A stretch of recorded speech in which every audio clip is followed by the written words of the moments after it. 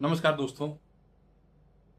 स्वतंत्रता दिवस के अवसर पर आपको बहुत बहुत बधाई एवं शुभकामनाएं। आज से मैं जो मेरा चैनल है अध्यात्म के साथ मेरे प्रयोग, उस पर आज के चिंतन को मुख्य बिंदु में रखते हुए मैं आने वाले समयों में अपने चिंतन को प्रस्तुत करूंगा। मेरे विचार में आया कि इस विषय को शुरू करने के लिए आज से बेहतर दिन नहीं हो सकता, क्योंकि हमारे सेनानी जिन्होंने अपने वर्तमान को संघर्ष में डालकर आने वाले कल के लिए उन्होंने जो सोचा कि हमारे आने वाले लोग, आने वाली पीढ़ियां कितने स्वतंत्र भाव से और जीवन में आगे बढ़े, एक सकारात्मक सोच लेकर आगे बढ़े थे। तो मेरे भी विचार में आया कि जो मेरा पुस्तक है उसमें जो पहला विषय है आत्मचिंतन, तो हम क्यों ना आत्मचिंतन के रूप में 2 मिनट बात करें। आत्मचिंतन क्या है? हम अक्सर अपनी दिनचर्या में अनेकों घटनाओं से गुजरते हैं। उसके अनुभव कुछ अच्छे होते हैं, कुछ कष्टकारी भी होते हैं, लेकिन जब हमें कष्ट का अनुभव होता है तो हम हमेशा उसका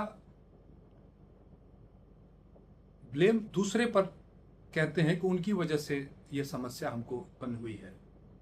लेकिन आत्मचिंतन ऐसा है कि हम उस समस्या के बारे में यह सोचें कि मुझसे क्या त्रुटि रही, मुझसे क्या गलती हुई जिससे मुझे कष्ट पहुंचा।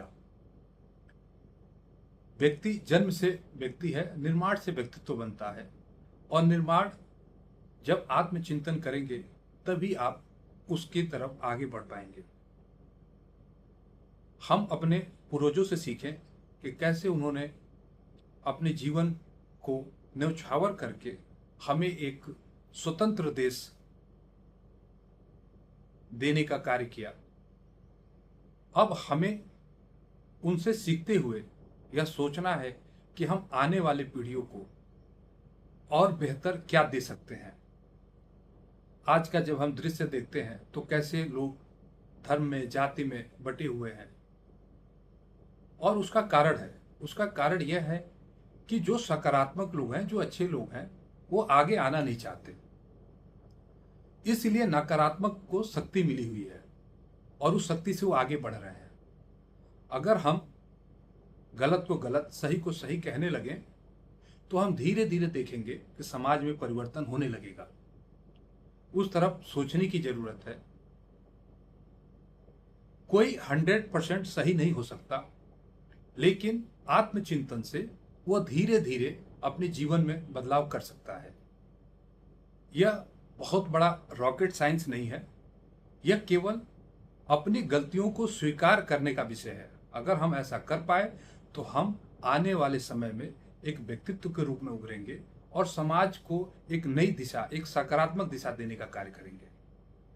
पुनः स्वतंत्रता दिवस की बहुत बहुत बधाई एवं शुभकामनाएं। आने वाले समयों में प्रमुख जो आज के चिंतन के विषय हैं उस पर भी चिंतन के रूप में हम आपसे बात करेंगे। बहुत बहुत धन्यवाद। नमस्कार।